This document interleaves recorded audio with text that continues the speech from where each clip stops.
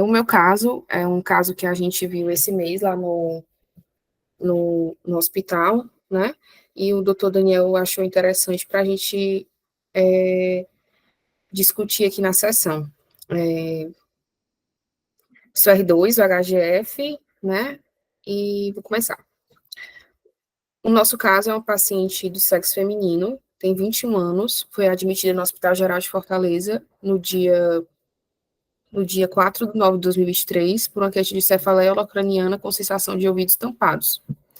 Ela estava evoluindo bem até o dia anterior, quando nesse dia iniciou uma cefaleia holocraniana de forte intensidade, com sensação de ouvidos tampados, sem relação de melhor ou pior ao decúbito, associada a náuseas, vômitos e calafrios, referindo lombalgia com irradiação para membro inferior esquerdo.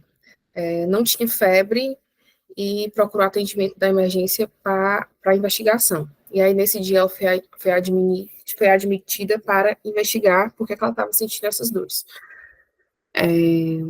Não tinha comorbidades prévias, né? Ela não tinha nenhuma comorbidade conhecida, certo? No exame físico da admissão, ela tinha um bom estado geral, mas exame neurológico bastante alterado. Tinha um Glasgow bom, estava consciente, orientada em tempo e espaço, não tinha afasia, não tinha negligência. Tinha um estrabismo convergente, mas sem paralisia facial. E ao exame motor, tinha uma hemiparesia à esquerda, com pronação em membro superior esquerdo na manobra dos braços estendidos, ausência dos movimentos anormais ausência de movimentos anormais durante o exame. Tinha tônus e trofismo preservados. Reflexos tendinosos profundos vivos e simétricos. Sensibilidade sem alterações. A marcha não dava para testar, porque ela estava de cadeira de rodas. Coordenação e equilíbrio também não foi testado. Não tinha o exame da admissão rigidez na nuca, mas tinha muita dor à mobilização cervical. Kernig-Brudzinski negativo. Os exames não tinham nenhuma alteração muito significativa, exames laboratoriais séricos.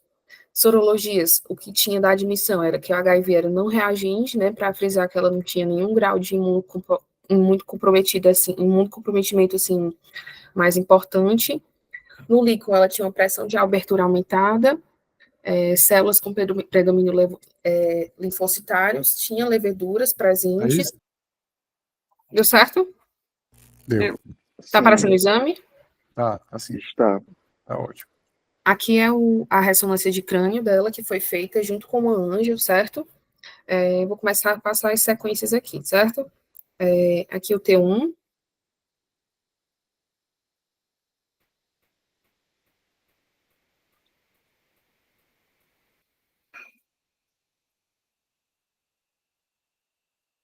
Beleza. O T2. Assim, não tinha nenhum achado que chamava muita atenção nessas sequências, assim, tinha alguns focos de hipersinal aqui em substância branca, mas nada que chamasse tanta atenção. O flare... Na ponte, né? A ponte, ali na medula, não. Era ali na... Não. Isso. Os focos na ponte, né? Tinha os focos na ponte, que...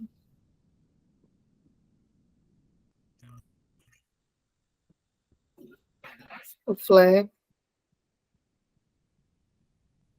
Então, volta só lá passa só um pouco mais devagar, aí, por favor, ali na fossa posterior.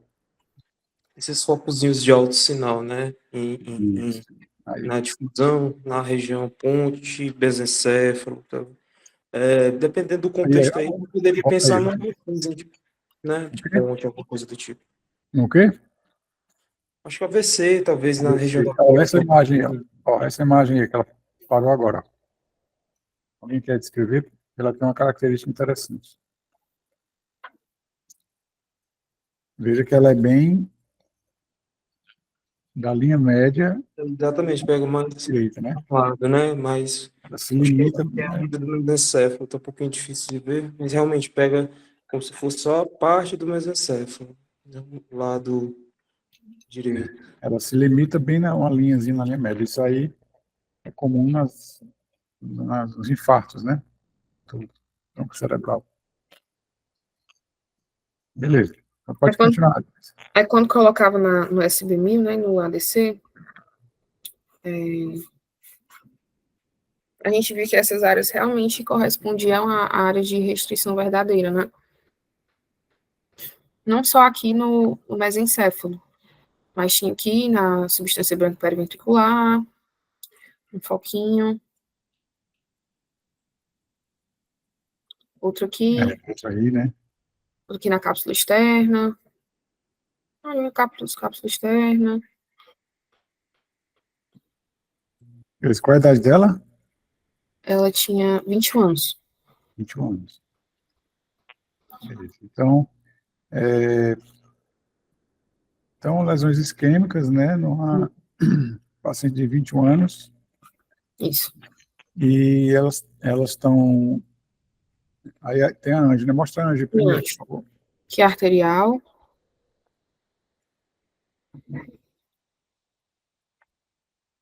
Na angina não tinha nada significativo, não, assim, de achado. Ela teve, só recordando aqui, ela não teve trauma, não, né? Não, não teve trauma e nem tinha comorbidade prévia. E aí começou essa investigação justamente porque ela tinha um quadro de cefaleia, né, importante, com sinais focais, uma lombalgia importante, né, com irradiação para membro inferior esquerdo. E aí ela, jovem, sem comorbidade, sem história familiar significativa, né, internaram para investigar. Certo. E fizeram a angiovenosa aí, né? Tem trombose venosa, não? Não. Não. Olha aí, ó. Tem hipoplasia aqui do seu transverso, mas não. Certo.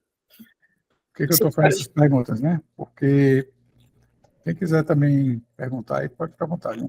Então, onde você vê um AVC em jovem, né? Uma das coisas que a gente já tem que ir tentando, da forma com a maior agilidade possível, tentar identificar a causa, né? Isso. A etiologia do AVC. E é por isso que ela foi investigada, né? Além foi feito esse exame, né? Tinha esses quadros de isquemia. O pós-contraste tu não tinha mostrado ainda não, né? Tá aí, não, estou mostrando agora o pós-contraste. Joia, isso é importante.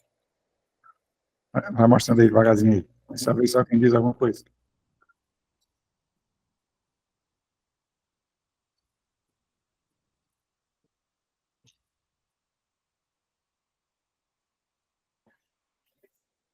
Pode descer mais um pouquinho. Vai. Pode ir mais.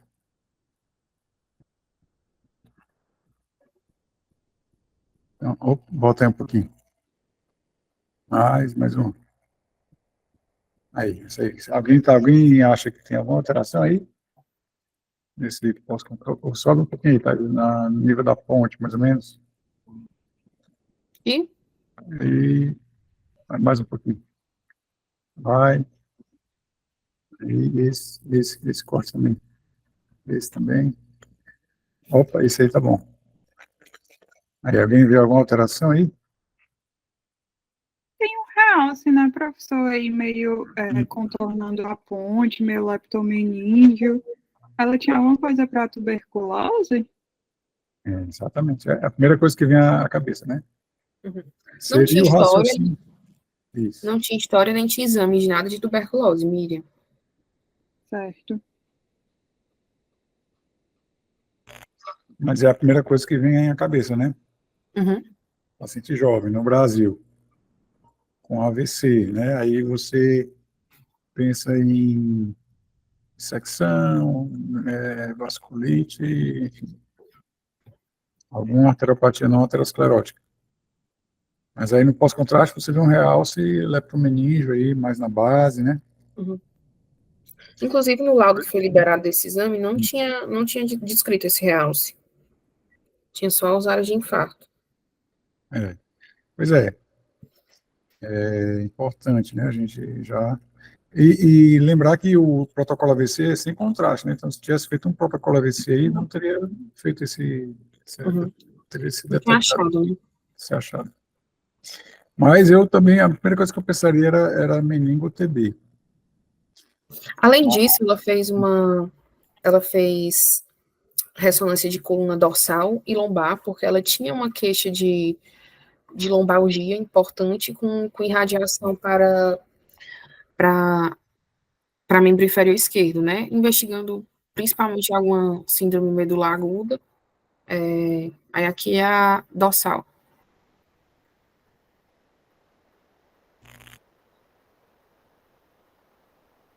No pós-contraste tinha alguma coisa? Não me lembro, eu não me lembro se da medula tinha algum realce. Acho que não, né? Não, a dorsal era normal. Tá. E tinha a lombar.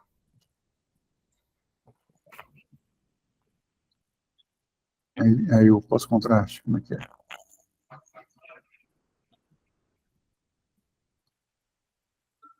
Aí o STI, não tem o contraste, né? Está que tem outro, né? Tinha.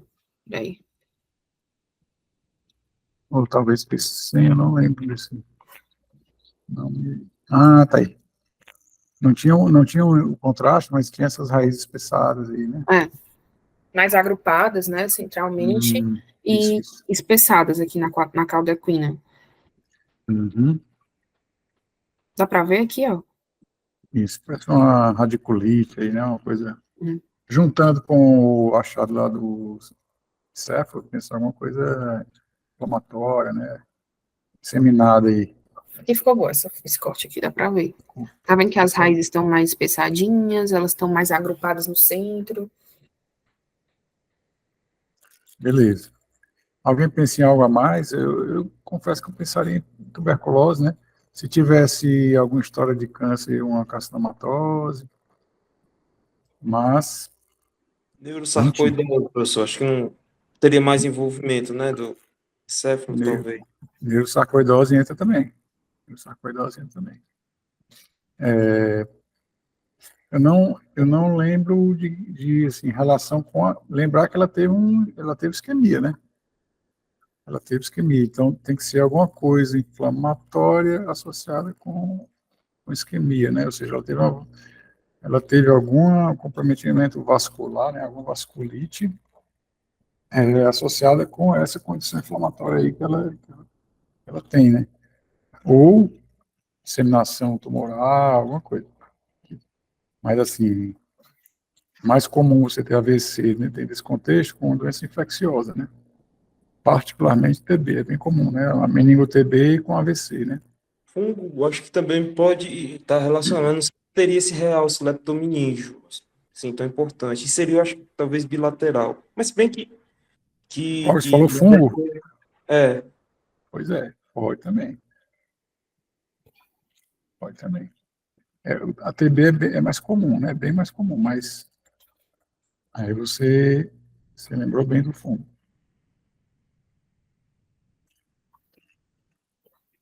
O senhor quer ver mais alguma imagem, professor? Não, acho que já pode continuar. Pode dar continuidade. Agora está correndo os slides? Assim. Tá assim? Pronto. Essa paciente, né, eu omiti os dadozinhos, né, para fazer mais sentido, né? É uma paciente que, na verdade, ela tinha sido internada previamente no HGF em julho até agosto por um quadro de cefaleia, também com características novas, seguidas de paresia à esquerda, desorientação e crise convulsiva. Nessa internação, ela recebeu o diagnóstico de neurocripto pelo título da China positivo no líquor. Iniciou amphotericina B, liposomal e fluconazol, fez o tratamento, apresentou melhora clínica licórica e recebeu alta. E aí, do dia 4/9, que foi quando ela começou esse caso novamente, esses sintomas, ela deu entrada novamente, já com sintomas de hipertensão intracraniana, e foi realizada uma punção lombar com pressão de abertura aumentada, e ainda apresentava o resultado positivo de tinta da China. Né? E aqui eu repeti só o líquor que eu já tinha colocado nos exames iniciais, só que com o resultado positivo de tinta da China, né? E que faz o diagnóstico de criptococose, de neurocriptococose. E justifica o quadro dela, né? Que tinha um quadro tanto encefálico, né, quanto radicular. Inicialmente, na internação, foi necessário fazer punção de alívio diária na paciente, porque a pressão de abertura sempre alta, chegou até 80, Foi piorando a hipertensão intracraniana e no dia 9 de novembro foi realizada a derivação peritoneal. Teve melhora da cefaleia, mas durante a internação evoluiu com pior da lombalgia, né, que foi visto, né, na ressonância, que tinha esses sinais de radiculite e foi relacionado com a infecção de base. Foi feito tratamento com gabapentina, amitriptilina, corticóide em alta dose, e aí ela teve uma melhora clínica com acompanhamento ambulatorial, né, no exame físico da alta. Foi só para demonstrar que ela teve uma melhora neurológica importante, certo? Uma melhora neurológica importante, orientada em tempo e espaço, sem negligência,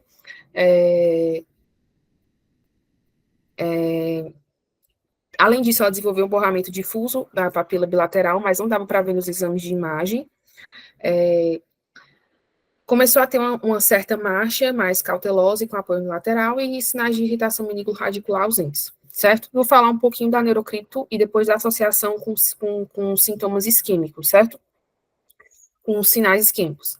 O neurocripto é uma infecção do sistema nervoso central, invasiva, causada por fungos encapsulados, principalmente por essas duas espécies, Neoformans e GAT, afetando tanto pacientes imunocompetentes quanto imunocomprometidos.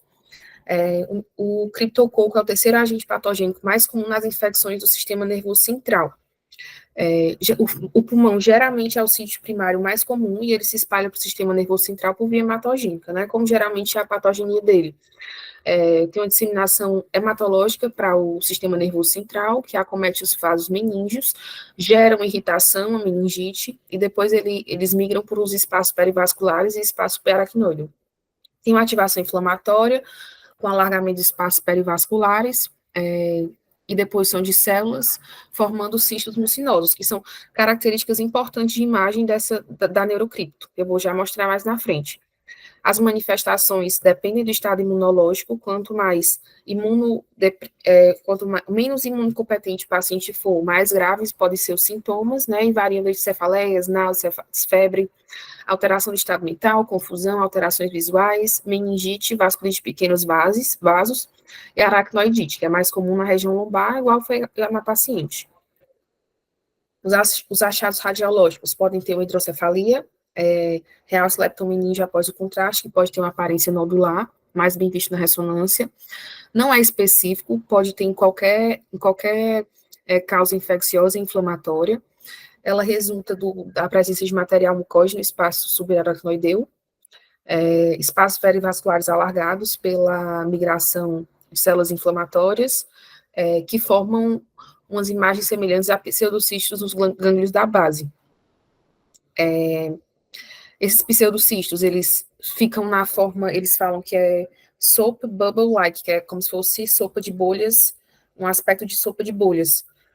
Eles têm sinal intermediário em T1 e alto sinal em T2, pode coalescer formando massas e não tem edema vasogênico. Pode se manifestar também como criptococomas, que podem ser de aspecto miliar, menor que 3 milímetros ou maiores, formando até imagem de pseudotumor. O que são criptococomas? São acúmulos de fungos, células inflamatórias e material mucoide. Geralmente tem sinal baixo em T1, podem apresentar o não realce ao meio de contraste e podem exibir aspecto de pseudotumor, né? O que vai caracterizar, principalmente porque na espectroscopia não diferencia muito, eles vão ter também aumento de colina e N-acetilaspartato. Pode ter um plexite também, que é uma afecção dos plexos coroides, que fica com aspecto de cisto multiloculado, com um intenso realçamento de contraste, certo? Aqui trouxe várias imagens que tinha nos artigos que deu uma procurada na internet, e nessa primeira imagem a gente vê uns realces putiformes de aspecto miliar no centro semiovais, na junção córtico-subcortical. Nessa segunda imagem, uma hidrocefalia e um realce pacmeníngeo aqui, ó, no lobo focal, no lobo parietal esquerdo. Aqui os pseudocistos, que são esses espaços perivasculares alargados, né, onde tem a deposição desse material mucóide gelatinoso.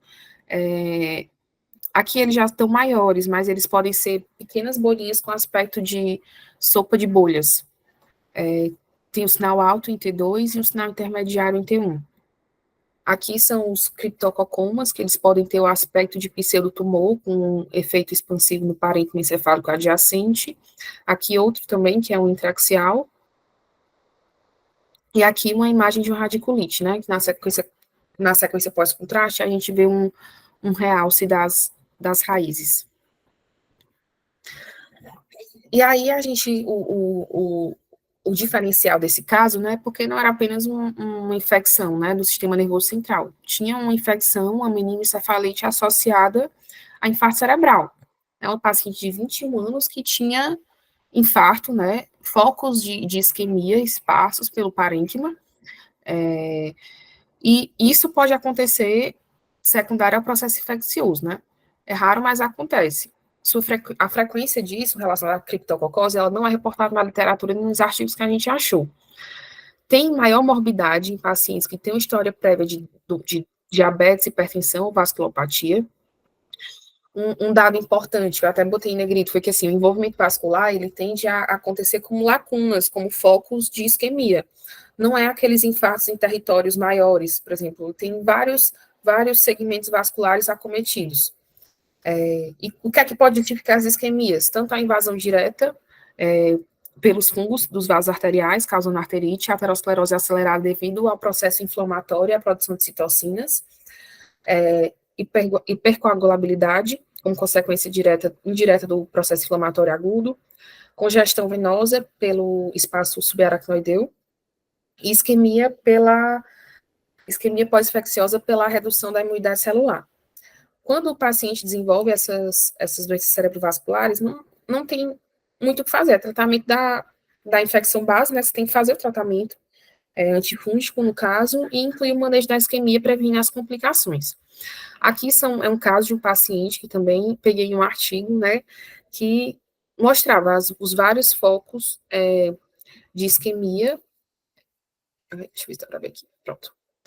No paciente com neurocriptococose, e aqui outro achado que é o realce leptomeningio, certo?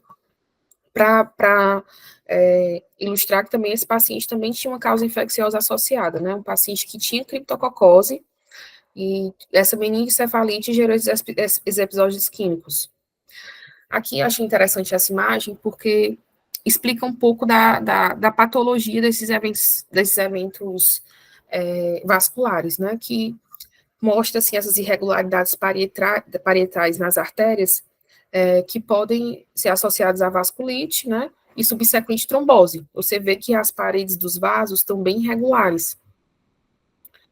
De novo aqui, mais uma ilustração de processos isquêmicos em pacientes com neurocripto, e em conclusão, em pacientes com apresentação atípica, né, de isquemia, é importante sempre ver, principalmente em pacientes jovens, né, é importante manter causas infecciosas, né, com diagnóstico diferencial, e pode ocorrer independente do estado imunológico do paciente, ele pode ser imunodeprimido ou não, e pode ter fator de risco ou não. No caso dela, ela não era um paciente que tinha imunossupressão e nem tinha fatores de riscos prévios, certo?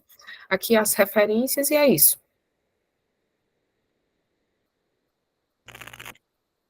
Pronto. A sua conclusão aí definiu aí o que a gente escolheu o caso, né? Um caso bem atípico, né? Primeiro, que é um AVC no paciente já estava com infecção, que não é tuberculose. No caso, é uma neurocriptococose numa paciente imunocompetente, né? É uma coisa mais impensada ainda, né? Então, a gente resolveu trazer para a gente sempre lembrar disso, né? É um caso bem atípico e tem que se manter alerta para isso aí. A incidência a gente nem sabe, né? Porque tem tão poucos casos publicados, assim, né? Mas parabéns aí, Thaisa, pelo caso, pela apresentação. Obrigada, professor. E parabéns também a todos que participaram aí. Diagnóstico bem certeiro aí.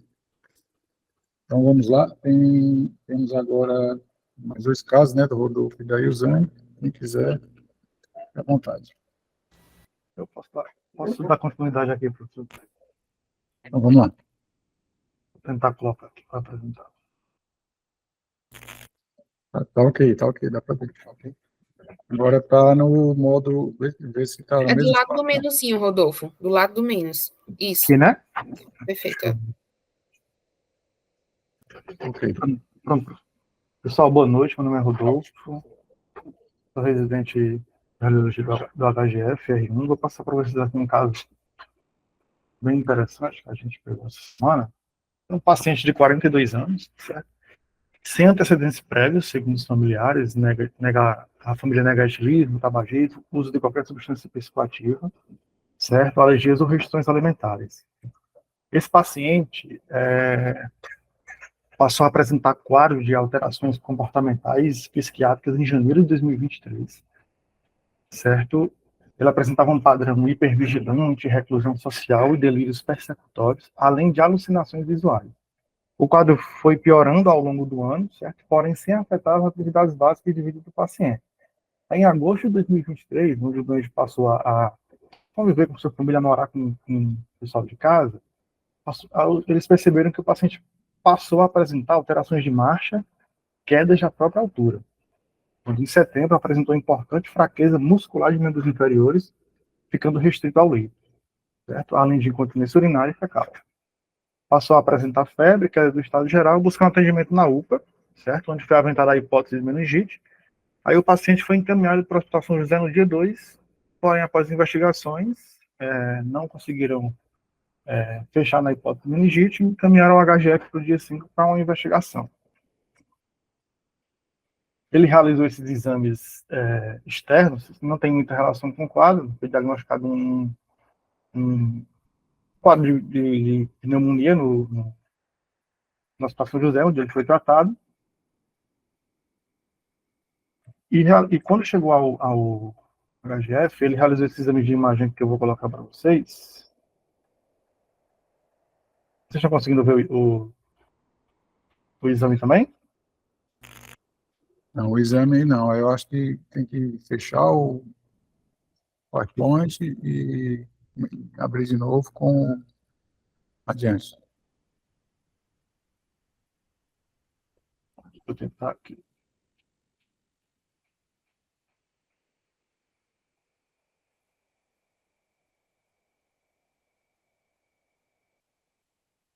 Tá tudo certo? Ou ainda não? Tá ok. Tá aparecendo? Ele fez esse exame aqui, pessoal. Vou descer aqui mostrar aqui os exames para vocês. Aí vocês dão uma opinião, o que é que vocês acham. Um segundo.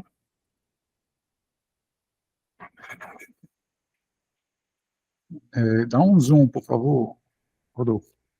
Então vou colocar. Isso. T1, né? T1, exato. Beleza. T2. Passa devagarzinho aí, T2.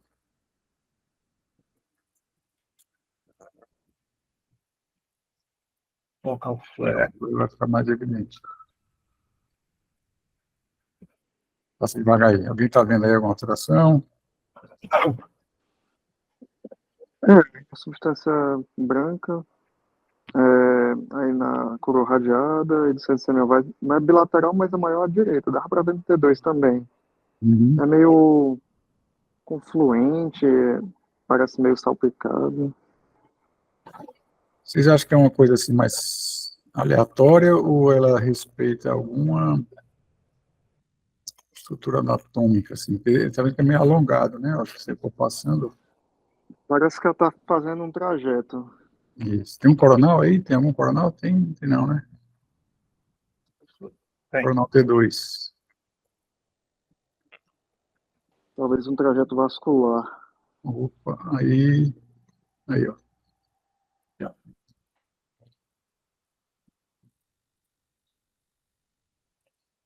É meio alongado, né? Se originando ali talvez no giro pré-central, mais ou menos. Ele volta, aí tem um coronal flare também ali embaixo. Sim. Ó. Não, ela não desce, não continua, né, inferiormente, né? Fica só aí nessa região, né? Só nessa região. Beleza, aí a gente volta ali depois lá de novo no Excel, por favor. A gente interpretou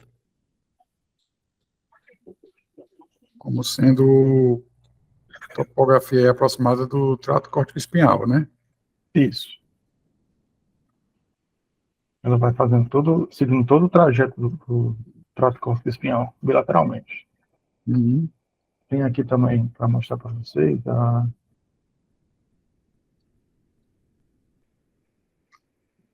Tem a difusão, né? Eles têm a restrição à difusão. Restringe a difusão, né? E começa a dar um nó na cabeça um pouco maior. Exato. Vocês acham que pode ser um AVC isso aí? Tá muito simétrico, né? Mas bilateral, né? Muito esquisito. Exato. E o AVC, se fosse uma focal aí na substância branca, poderia ser uma lesão isquêmica aí, lacunar, né? Mas tá alongado, né? Não é comum, né? AVC desse jeito. Tem pós-contraste? Aí vamos ver o contraste. Tem um negócio legal que a minha ajudou bastante nesse caso, que foi, primeiro a medula, né? Depois a gente vai mostrar a medula. Exato.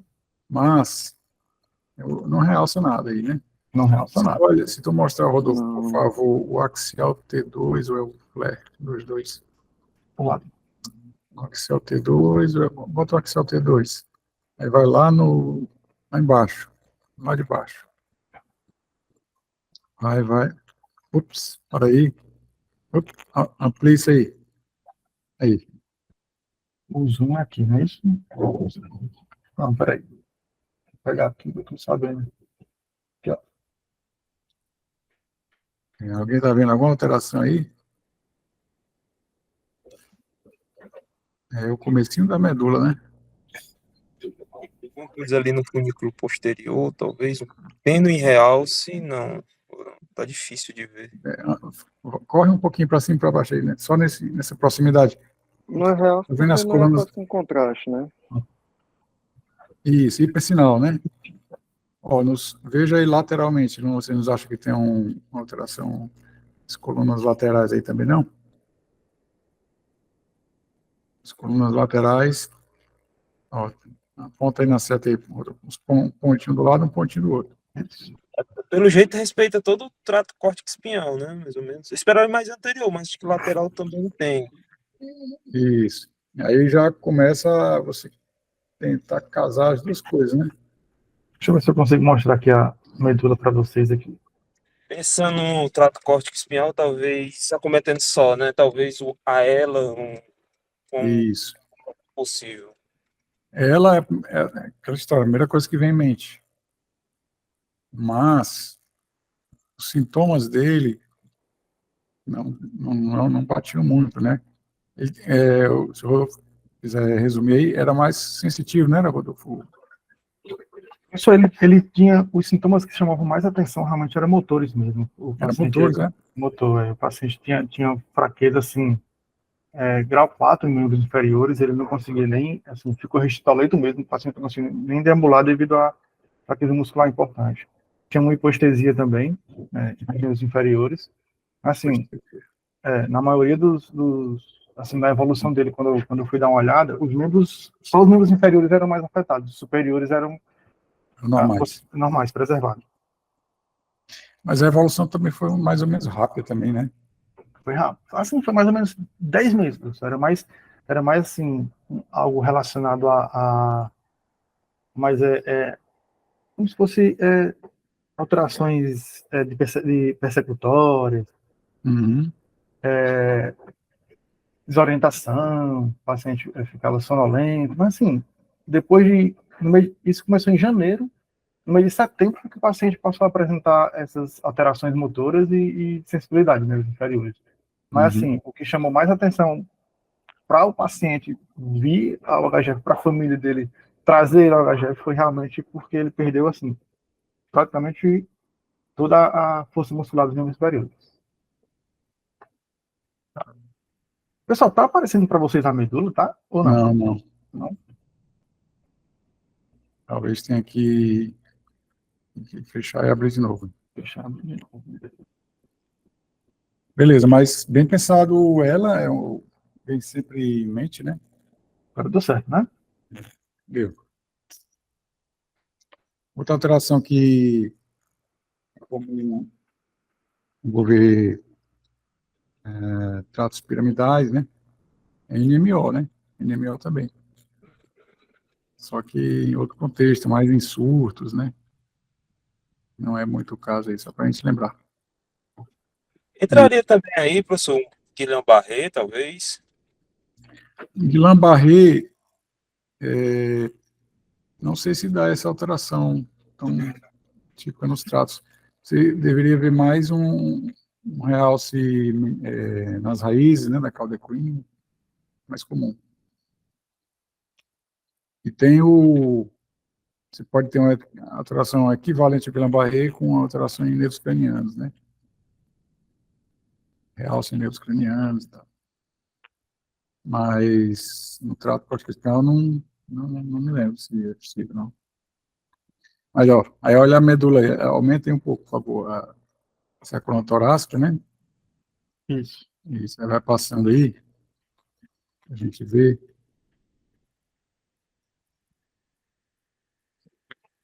Aí, ó. Alguém está vendo alguma coisa aí? Em Discord? Uma alteração aí no corte transversal. Não sei se a cervical ficou melhor, ou na torácica está melhor, ou axial. O axial da...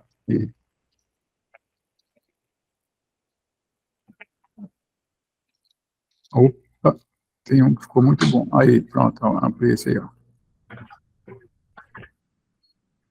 Dá uns coisas melhor, pessoal. Alguém está vendo alguma alteração aí? Um pouco mexido, né, mas com boa vontade a gente parece ter uma alteração mais posterior ali, né? Uhum. Querendo formar um V invertido. Posso apontar, professor? Consegue? Uhum. Beleza, aí vocês lembram de alguma coisa aí? Tem uma lista, né?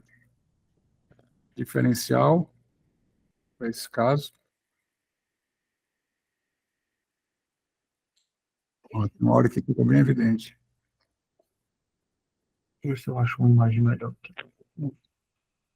Beleza, então, em resumo, tem essa alteração nas colunas posteriores, laterais, né, em alguns níveis é mais na coluna posterior, depois Isso. nos níveis mais laterais, e nos tratos corticoespinhais, né?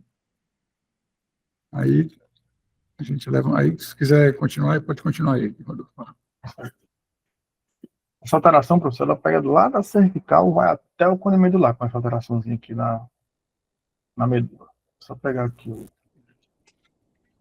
Tábuas dorsais da neurosífilis pode mimetizar alguma coisa parecida? Não? Entra no diferencial e foi testado aí. Também. O dele deu não reagente, mas faz parte do diferencial. Tem um mais comum. Só abrir aqui para você novamente. O Vinícius falou aí. Deficiência de B12, né? Cobalamina, né? Vai lá, continua aí. É isso aí. Aqui é o laudo, né? Dos exames que ele fez na HGF. A ressonância de crânio mostrava uma área de restrição de difusão, como vocês viram, com o sinal 92 flare, localizada em região perirrolante, com extensão pelos trajetos dos tratos corticoespinhais lateralmente, e a coluna cervical e torácica, medula espinhal com espessura normal, notando-se a alteração de sinal envolvendo funículos laterais e dorsais com hipersinal em T2 em todo o segmento cervical e torácico até o cone medular. Aqui, pessoal, os exames laboratoriais, eu não, assim, se eu colocasse, ia ficar muito na cara. Coloquei um pouquinho depois, porque ó, a gente vendo aqui, o paciente apresentava uma B12 menor do que 150, certo? E um aumento da hemocisteína, e o normal é de 0,06 a 0,2, estava 0,27. Apresentava uma anemia, com hemoglobina de 7, VCM de 123, RDW de 18, sorologias todas negativas. Assim, e quando o pessoal viu esse exame de imagem, correlacionou com os exames de laboratoriais, eles tiveram a impressão diagnóstica dele, certo? Que era o paciente com quadro cognitivo comportamental, com uma evolução em 10 meses, associada a alterações motoras nos 3 meses, com B12.950 e aumento da homocisteína, pode justificar todo o quadro clínico sem outros achados que sugiram outros diagnósticos mais prováveis. Apresenta exame de imagens típicos de degeneração combinada subaguda por deficiência de vitamina B12, tendo ficado como hipótese diagnóstico principal a deficiência crônica de vitamina B12 do paciente. Falando um pouquinho sobre a degeneração combinada subaguda, a apresentação clínica da doença geralmente é perda de vibração e propriocepção nas mãos e pés, com eventual progressão para a perda sensorial de todas as modalidades, ataxia sensorial da marcha e fraqueza muscular distal, especialmente das pernas. A característica da demência também pode tornar-se aparente. O paciente apresentava praticamente todos os sinais que a doença apresenta, assim, poupavam mais os membros superiores, certo? Mas os membros inferiores, alteração de sensibilidade de marcha, o paciente apresentava. Pode ser sequela de qualquer causa de deficiência de vitamina B12, porém no mundo desenvolvido na nutrição é geralmente adequada, tende a resultar mais comumente da anemia perniciosa. O manejo depende da causa, mas geralmente os pacientes devem receber injeções intramusculares de hidroxobalamina, seguidas de suplementação oral. Os diagnósticos diferenciais, como o Dr. Daniel falou, tem 3 que eu estava dando uma olhada, que sim, são bem semelhantes. E a induzida pelo cobre, a deficiência de vitamina E e a neurosífilis tabes dorsalis. São imagens assim, bem semelhantes. Mas tem outros também que podem ocasionar, que é a mielopatia induzida por metapexato, esclerose múltipla, mielite transversa, mielopatia vacuolar pelo HIV, mielite por herpes vírus, sarcoidose, neuropatia sensorial no contexto da síndrome de Sjögren, quadros de isquemia, neoplasias, como astrocitoma e epidimoma, e síndromes hereditárias, como a leucocefalopatia com envolvimento do tronco cerebral e da medula espinhal, e a ataxia de Friedreich. Pessoal, é basicamente isso, certo? Quadro mais tranquilo do que esse país, que era um pouquinho mais complexo, assim, mas é bacana também para a gente dar uma olhada. Basicamente isso. Então, assim, o mais interessante desse caso que a gente resolveu trazer foi nem por conta da medula, né? A medula é aquilo, né? Degeneração subaguda, mielopatia do HIV, deficiência de cobre, vitamina E e tabes dorsalis, né? Mas é pelo acometimento do trato córtico-espinhal, o mais interessante, né? Porque é menos descrito, né? E a gente buscou na literatura, né, artigos e não achamos assim nenhum que tinha aquele envolvimento do trato córtico-espinhal com restrição de fusão. Tem alguns relatos das alterações da medula com restrição de fusão, né? Mas não do trato córtico-espinhal, né? Exato. Os relatos que tem com hipersinal em T2 e flare, mas nenhum com restrição. Então, é interessante esse achado no nosso caso. Mais peculiar por conta disso. Mas parabéns aí, Rodolfo, pela apresentação, viu? E os colegas aí que participaram aí. Ok. Então, para finalizar, vamos ao exame com caso que vamos tentar resumir aqui um caso que ficou alguns meses sem diagnóstico. Rodou, até precisou de algumas biópsias. Esse caso está sendo acompanhado. Beleza. Pode compartilhar aí, Nilson. Fica à vontade. Boa noite. Está todo mundo conseguindo ver a minha tela?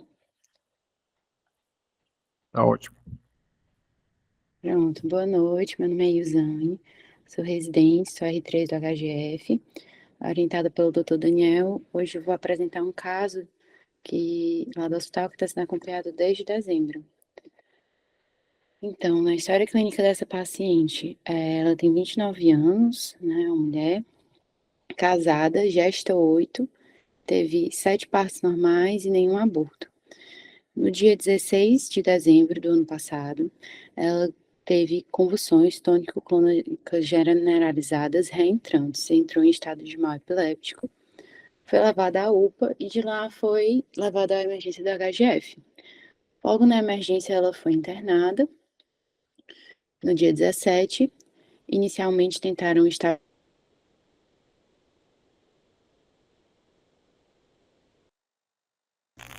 Perdi o o som aí. acompanhante, o marido. Oi? Agora voltou. Você tá me escutando? Tinha parado um pouco o áudio aí, voltou. Pronto, ela teve um internamento hospitalar. Nesse internamento foi realizada, no primeiro momento, a estabilização e solicitado rotina laboratorial. De história pregressa, o marido refere que ela teve 1 mês de internamento no hospital psiquiátrico por uma mudança comportamental. E a paciente estava gestante e não fazia pré-natal. No ultrassom obstétrico da admissão, ela estava com 21 semanas de gestação. Então, na história patológica pregressa sendo questionada um pouco melhor, o acompanhante relatou que há 5 meses ela iniciou um quadro de mudança no comportamento. Referia apatia, anedonia, a paciente pouco comunicativa e alguns episódios de alucinações tanto visuais quanto auditivas. Em setembro do ano passado, foi o internamento no Hospital Mental de Messejana e ela iniciou medicações para o controle do quadro psicótico, mas que não estavam em adequada adesão terapêutica. De hábitos e vícios, ela é ex-usuária de drogas ilícitas, fazia uso de crack, maconha e cocaína, e era também alcoolista durante 7 anos e está em abstinência há 3 anos.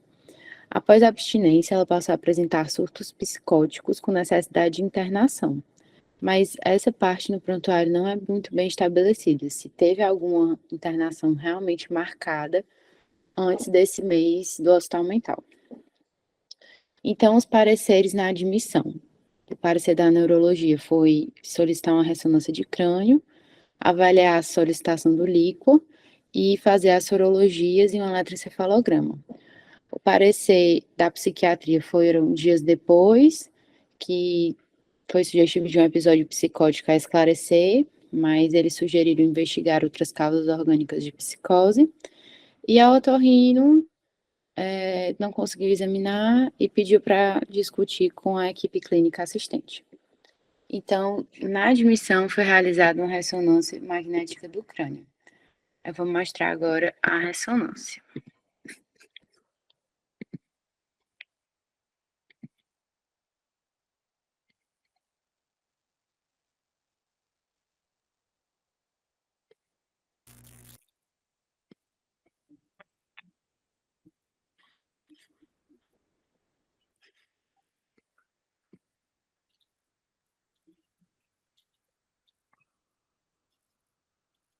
Então, lembrando que essa paciente estava gestante, teve uma alteração de comportamento, sendo levantada a hipótese de um surto psicótico, ficou internada no hospital mental e ela foi para a HGF por crises convulsivas, entrou em estado de mal epiléptico, teve que ser entubada.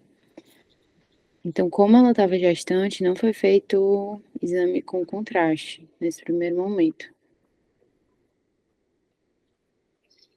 Esse exame aí foi primeiro e que é o tipo do exame que mais confunde do que ajuda, né? Porque, veja aí, o que é que a gente vê aí, né? Coloca no coronal aí, por favor, T2? exame T2. Então, tem esse edema, né? Esse edema vasogênico aí, digitiforme, e envolvendo essas lesões frontais aí, lá na frente, e as lesões meio císticas, né? Aí você pensa, aliás, alguém quer dar uma sugestão aí? Você acha que é um tumor? Ou poderia ser isso aí? Um negócio meio atípico, né? Uma lesão assim, parece assim, asa de borboleta, né? Asa de borboleta, mas não é no corpo caloso, ela... Uma leucodistrofia aí, você acha que entra? Eu teria muito edema para pensar. Pois é, se não tivesse essas lesões císticas aí, se fosse só a substância branca, poderia ser, né? Assim, pensar numa leucodistrofia do adulto, né? Existem algumas formas de adrenoleuco que são mais anteriores, Alexander, sei lá. Eu ia pensar aí, né? Mas com esses cistos aí multiloculados aí na base aí do lobo frontal, a primeira coisa que vem em mente é um tumor, né? Aí pensou assim, qual o tumor que dá nessa região, né?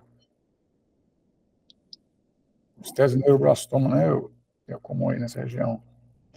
Mas, assim, muito cístico, né? Mas, enfim, ficou... Ou pegaria assim, simétrico mesmo, é isso que eu acho estranho também.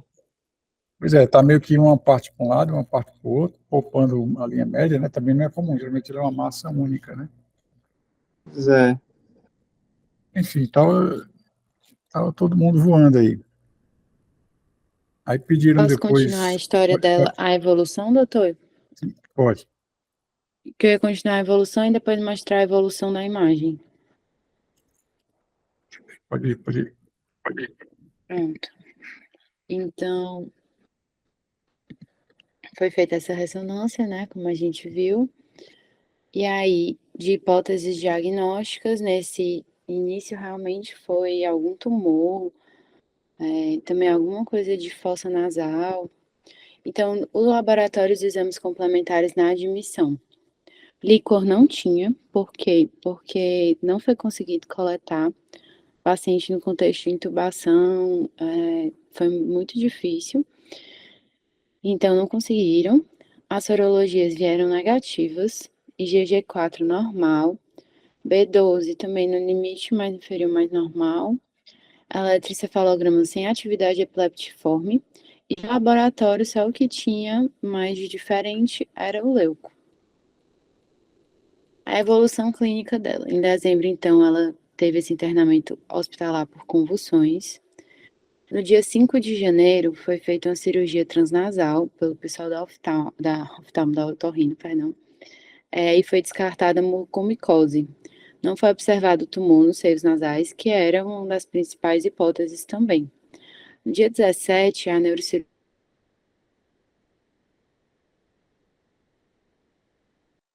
coletar, fazer a biópsia para elucidação diagnóstica. Mas o histopatológico foi livre de neoplasia e mostrou uma extensa gliose reativa. Tinha também edema, hemorragia e congestão de vasos. A hipótese que foi levantada é porque pode ter sido biopsiada a área mais de componente cístico.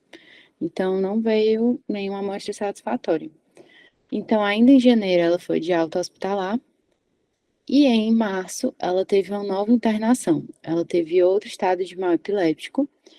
E durante a avaliação na emergência, foi visto que tinha saída de secreção em ferida operatória craniana.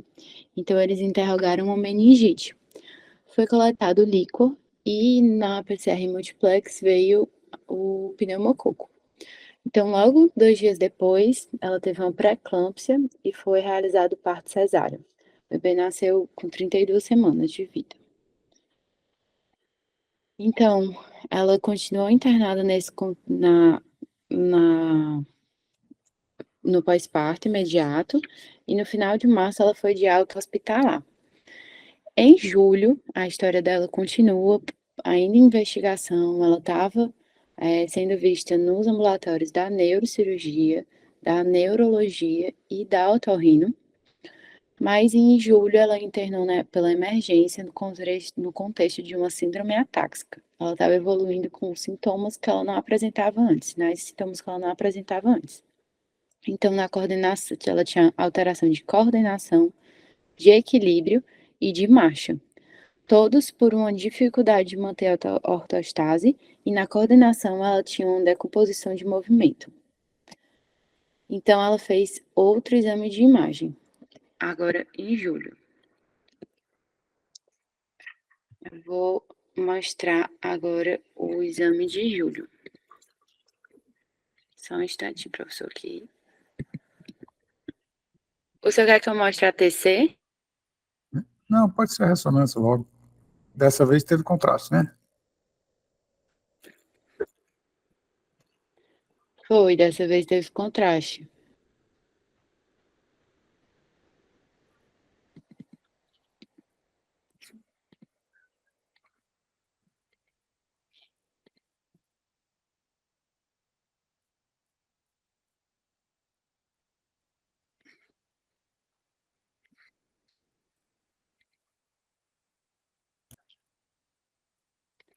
Eu vou colocar aqui a de dezembro no canto, só para a gente comparar com a que está atual. Mais atual, né? Então, pessoal, esse caso é mais demorado, mas veja que a gente está resumindo quase 6 meses de quebra-cabeça aí, para poder vocês entenderem a dificuldade que foi.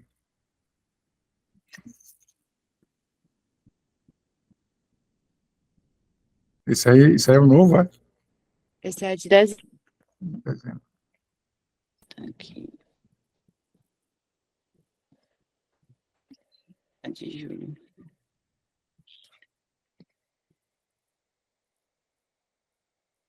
Ele não consegue abrir vários ao mesmo tempo. Ah, tá. Então mostra esse Por isso último que aí, eu não depois a deixo gente ver. volta, no caso. Pronto. Aí eu vou botar aqui o flare e o coronal T2.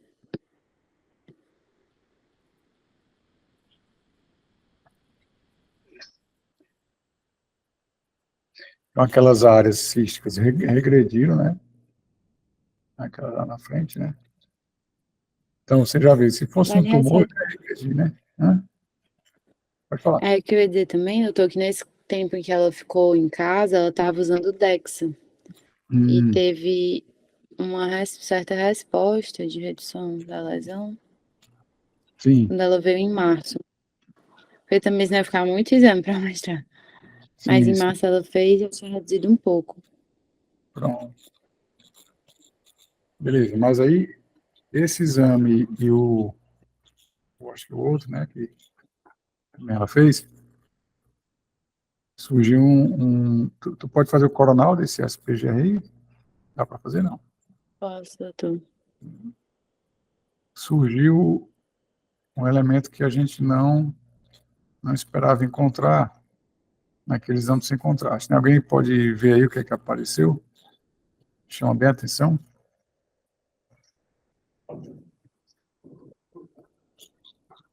Onde é que está tendo realce aí ao contraste? Veja que lá na frente, onde tem aqueles cistos lá, não realça nada, né?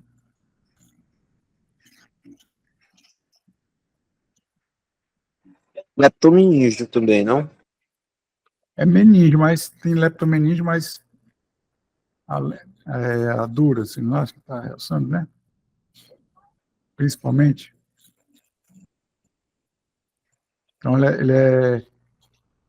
parece ter também, como você falou, um leptomeníngeo, mas eu acho que é principalmente paquimeníngeo, né? Aí, ó, a força do cérebro aí, tá vendo? Como está bem espessado, né? E a dura aí na convexidade. O próprio seu sagital superior está todo irregular. Ui! Peraí.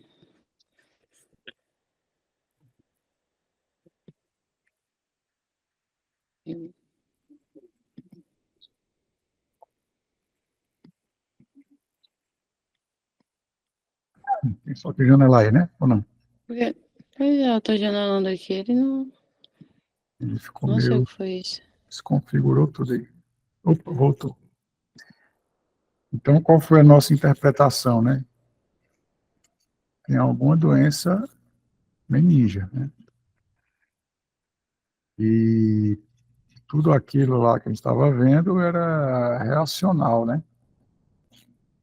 Eu, particularmente, nunca tinha visto aquilo, né? Para começar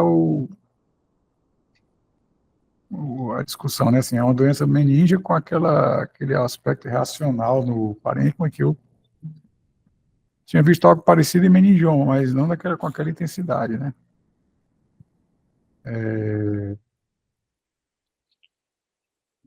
Mas, mesmo assim, a gente não tinha o diagnóstico ainda. Assim, é uma doença Foi. meninge, PAC meninge, né? Mas não tinha diagnóstico. E aí, não sei se vocês querem dar uma hipótese aí. O que poderia ser? Doença PAC meninge. Vai mostrar mais exame, Ilzane? Eu ia mostrar a continuação da evolução dela de ambulatório, pelo diagnóstico. Pronto. Então, deixa só o pessoal pensar um pouquinho. O que é que pode dar esses espessamentos meninge aí? Doutor, tem uma espectro dela de março. Ser linfoma, alguma coisa do tipo? Aí já tem duas hipóteses aí. Linfoma, pode ser. E o Vinícius aí botou IgG4, também pode ser. O linfoma é mais raro de ter essa apresentação. É mais comum ele ser leptomeníngeo mesmo. Só leptomeníngeo, né? Mas pode ser também, pode aparecer também. Já viu o caso, sabe? O linfoma sistêmico. Agora, geralmente quando ele ocorre assim, o linfoma sistêmico, você teria alguma outra, ao longo desse tempo, você teria alguma outra manifestação, né? Uma linfoma megalítica, que não é um linfoma primário do sistema nervoso central, que se manifesta dessa forma, é o sistêmico, então, e ela não tem, né?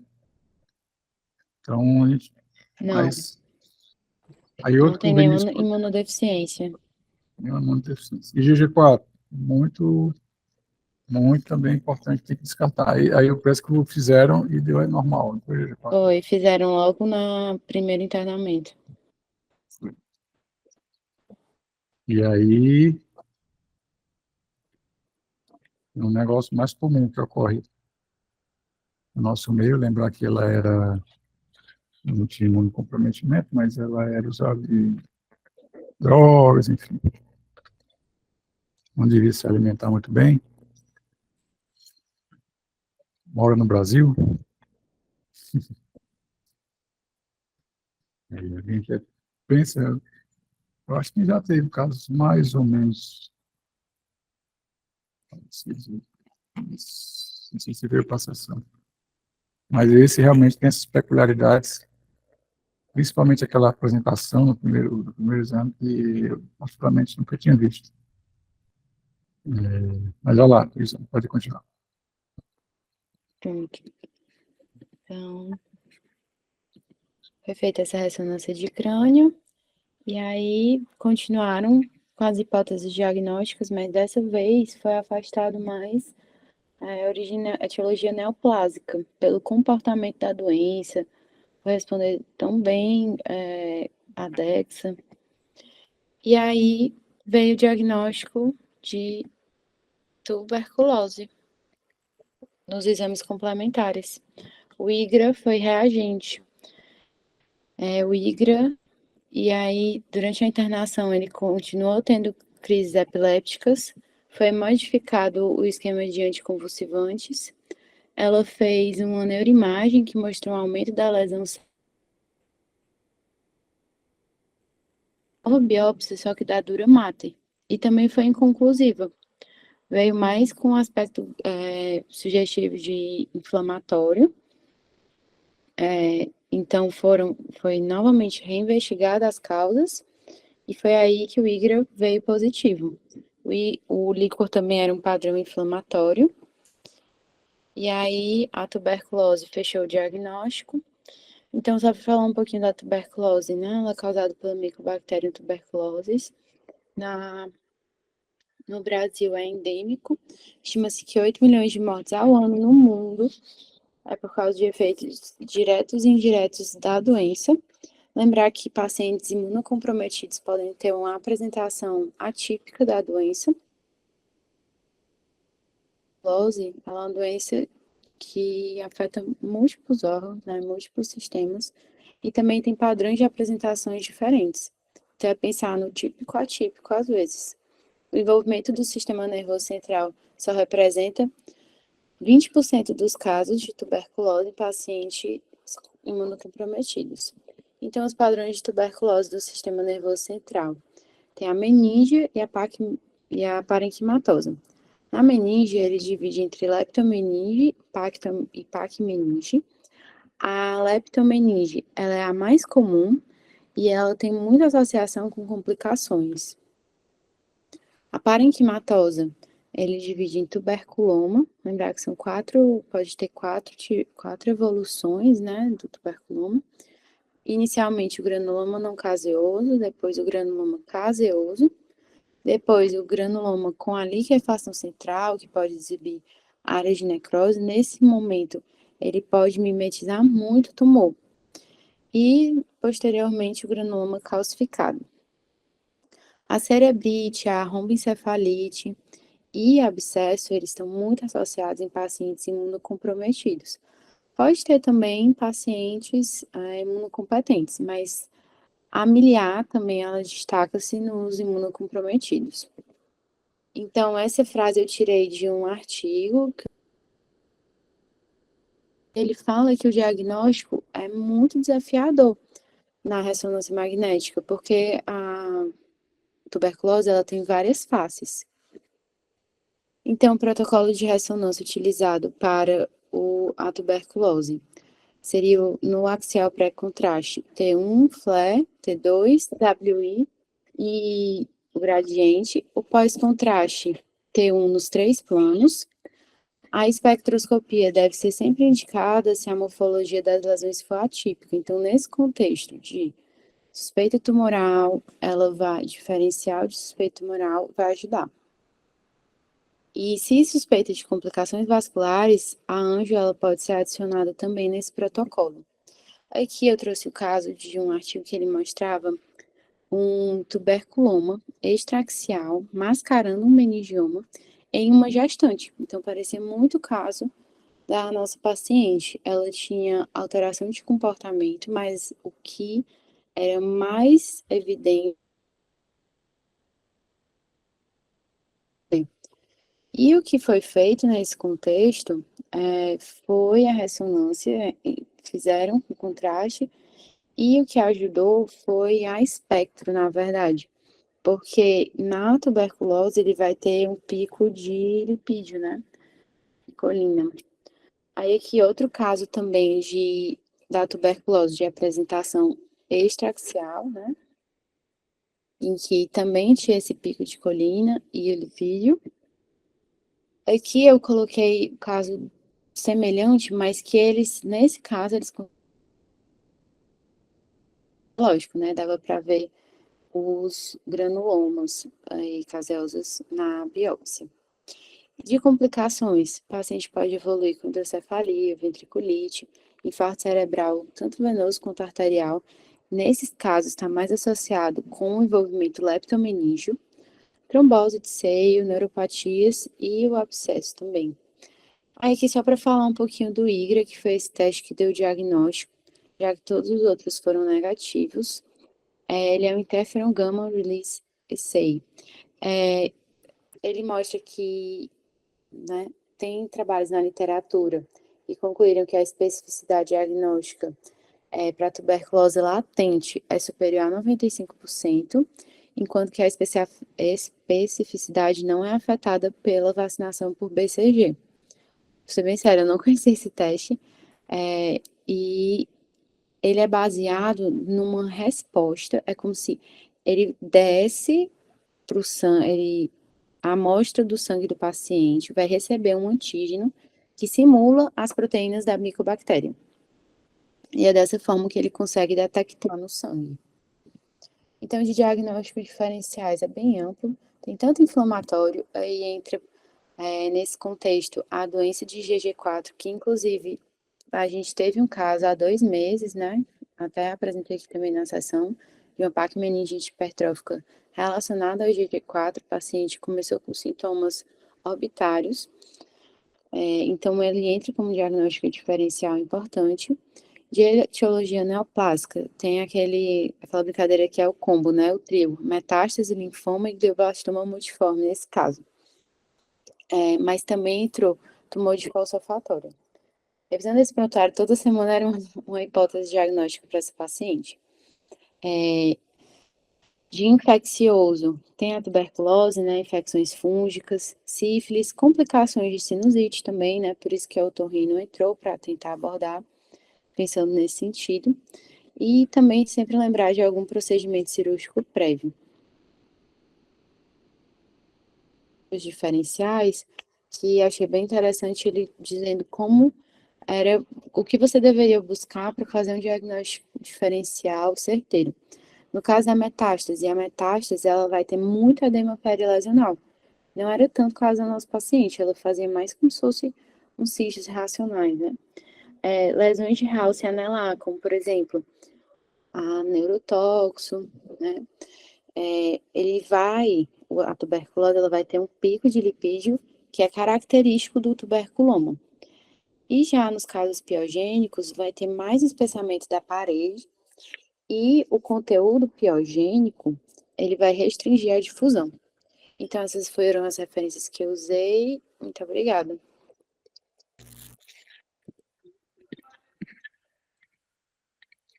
Ok, Isane, parabéns aí pela apresentação, conseguiu resumir esse caso aí que foi realmente movimentou aí o Obrigada, setor professor. de imagem durante muito tempo, até finalmente esse IGRA, né, e conseguiu elucidar. Eu também não conhecia, né, um teste sérico, né, enfim, e nós estamos esperando essa paciente voltar para o controle, né, ela está fazendo tratamento, espero que ela esteja fazendo o tratamento adequado, né, ela tem uma condição social bem difícil, mas espero que ela esteja seguindo o tratamento para a gente ver a resposta terapêutica do tratamento para tuberculose, né. E em relação àquele primeiro exame, eu ainda hoje não sei como definir aquilo, eu nunca vi, não sei nem como descrever aquilo. Se você perguntar o diagnóstico que é aquilo, é um cisto neuroglial reacional. Se alguém já viu ou achar alguma coisa que defina o que é aquilo, por favor, divida com a gente aí, porque eu sei descrever, mas não sei o nome daquilo, né? Uma reação cística perilesional, sei lá. E perguntei para várias pessoas, também ninguém nunca ouviu falar daquilo, né? Então, é um caso bem único, né? E, então, se alguém se deparar com isso, né? Cistos, né? Periféricos, lembrar de lesões na meninge, né? Aquilo pode ser uma reação à lesão meninge, né? Uma vez que a gente detectou que era uma lesão da meninge, aí pronto, a gente amplia o diferencial, é mais difícil a gente errar, né? Coloca lá linfoma, TB, osteocytose, e pronto, uma dessas coisas vai ser, né? Sarcoidose, né? Mas, primeiro é que foi realmente mais difícil. Então, parabéns aí ao pessoal que participou também, viu? Parabéns aos palestrantes, né? Rodolfo, Thaisa e Risane. E agradeço aí a presença de todos mais uma vez aí na nossa sessão. Boa noite a todos. Até a próxima.